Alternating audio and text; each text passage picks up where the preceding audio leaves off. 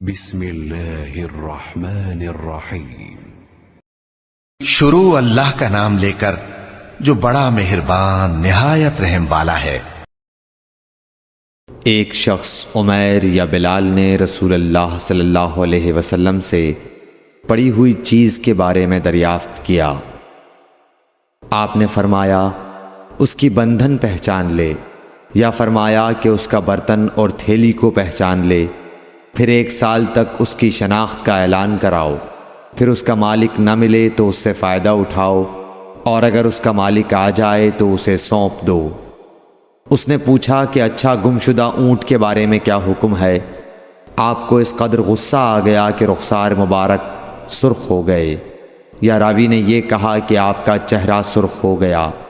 یہ سن کر آپ صلی اللہ علیہ وسلم نے فرمایا، تجھے اونٹ سے کیا واسطہ؟ اس کے ساتھ خود اس کی مشک ہے اور اس کے پاؤں کے سم ہیں، وہ خود پانی پر پہنچے گا اور خود پی لے گا اور خود درخت پر چرے گا، لہٰذا اسے چھوڑ دو یہاں تک کہ اس کا مالک مل جائے۔ اس نے کہا کہ اچھا گمشدہ بکری کے بارے میں کیا ارشاد ہے؟ آپ نے فرمایا وہ تیری ہے یا تیرے بھائی کی، ورنہ بھیڑیے کی غذا ہے۔ صحیح بخاری حدیث نمبر 91۔ رسول اللہ صلی اللہ علیہ وسلم سے کچھ باتیں دریافت کی گئیں کہ آپ کو برا معلوم ہوا، اور جب اس قسم کے سوالات کی آپ صلی اللہ علیہ وسلم پر بہت زیادتی کی گئی تو آپ کو غصہ آ گیا۔ پھر آپ نے لوگوں سے فرمایا، اچھا اب مجھ سے جو چاہو پوچھو۔ تو ایک شخص نے دریافت کیا کہ میرا باپ کون ہے؟ آپ نے فرمایا تیرا باپ حذافہ ہے۔ پھر دوسرا آدمی کھڑا ہوا اور اس نے پوچھا کہ یا رسول اللہ میرا باپ کون ہے؟ آپ نے فرمایا کہ تیرا باپ سالم شیبہ کا آزاد کردہ غلام ہے۔ آخر حضرت عمر رضی اللہ تعالی عنہ نے آپ کے چہرہ مبارک کا حال دیکھا تو عرض کیا، یا رسول اللہ ہم ان باتوں کے دریافت کرنے سے جو آپ کو ناگوار ہوں اللہ تعالی سے توبہ کرتے ہیں۔ صحیح بخاری حدیث نمبر 92۔ ایک دن رسول اللہ صلی اللہ علیہ وسلم گھر سے نکلے تو عبداللہ بن حذافہ کھڑے ہو کر پوچھنے لگے کہ حضور میرا باپ کون ہے؟ آپ نے فرمایا حذافہ۔ پھر آپ نے بار بار فرمایا کہ مجھ سے پوچھو۔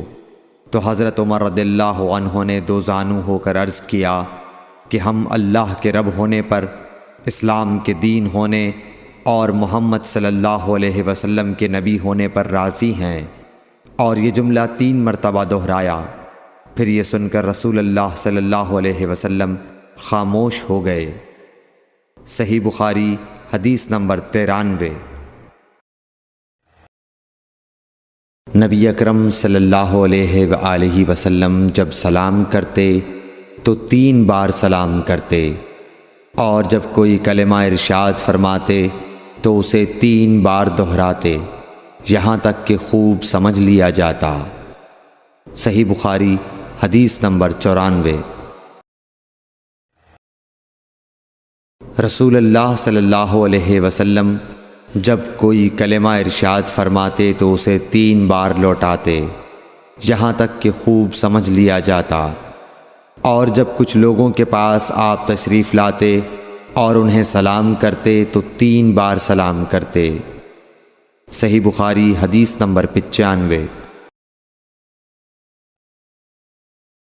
عبداللہ بن عمر رضی اللہ عنہ کہتے ہیں کہ ایک سفر میں رسول اللہ صلی اللہ علیہ وسلم ہم سے پیچھے رہ گئے، پھر آپ ہمارے قریب پہنچے تو عصر کی نماز کا وقت ہو چکا تھا یا تنگ ہو گیا تھا، اور ہم وضو کر رہے تھے۔ ہم اپنے پیروں پر پانی کا ہاتھ پھیرنے لگے تو آپ نے بلند آواز سے فرمایا کہ آگ کے عذاب سے ان ایڑیوں کی جو خشک رہ جائیں خرابی ہے۔ یہ 2 مرتبہ فرمایا یا 3 مرتبہ؟ صحیح بخاری حدیث نمبر 96۔ رسول اللہ صلی اللہ علیہ وسلم نے فرمایا، کہ 3 شخص ہیں جن کے لیے دگنا اجر ہے۔ ایک وہ جو اہل کتاب سے ہو اور اپنے نبی پر اور محمد صلی اللہ علیہ وسلم پر ایمان لائے۔ دوسرے وہ غلام جو اپنے آقا اور اللہ دونوں کا حق ادا کرے۔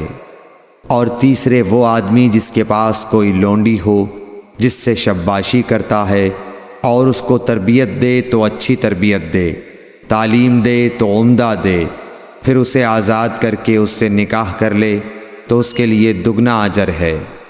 صحیح بخاری حدیث نمبر 97۔ نبی صلی اللہ علیہ وسلم ایک مرتبہ عید کے موقع پر مردوں کی صفوں میں سے نکلے اور آپ کے ساتھ بلال رضی اللہ تعالی عنہ تھے۔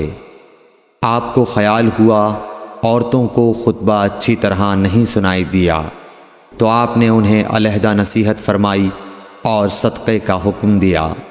یہ واز سن کر کوئی عورت بالی اور کوئی عورت انگوٹھی ڈالنے لگی، اور بلال رضی اللہ تعالی عنہ اپنے کپڑے کے دامن میں یہ چیزیں لینے لگے۔ صحیح بخاری حدیث نمبر 98۔ حضرت ابو ہریرہ رضی اللہ تعالی عنہ نے عرض کیا، یا رسول اللہ، قیامت کے دن آپ کی شفاعت سے سب سے زیادہ سعادت کسے ملے گی؟ تو رسول اللہ صلی اللہ علیہ وسلم نے فرمایا، اے ابو ہریرہ، مجھے یقین تھا کہ تم سے پہلے کوئی اس کے بارے میں مجھ سے دریافت نہیں کرے گا، کیونکہ میں نے حدیث کے متعلق تمہاری حرص دیکھ لی تھی۔ سنو، قیامت کے دن سب سے زیادہ فیضیاب میری شفاعت سے وہ شخص ہوگا جو سچے دل سے یا سچے جی سے لا الہ الا اللہ کہے گا۔ صحیح بخاری حدیث نمبر 99۔ رسول اللہ صلی اللہ علیہ وآلہ وسلم نے فرمایا کہ اللہ علم کو اس طرح نہیں اٹھا لے گا کہ اس کو بندوں سے چھین لے، بلکہ وہ پختہ کار علماء کو موت دے کر علم اٹھائے گا، حتیٰ کہ جب کوئی عالم باقی نہیں رہے گا تو لوگ جاہلوں کو سردار بنا لیں گے، ان سے سوالات کیے جائیں گے اور وہ بغیر علم کے جواب دیں گے، اس لیے خود بھی گمراہ ہوں گے اور لوگوں کو بھی گمراہ کریں گے۔ صحیح بخاری حدیث نمبر 100۔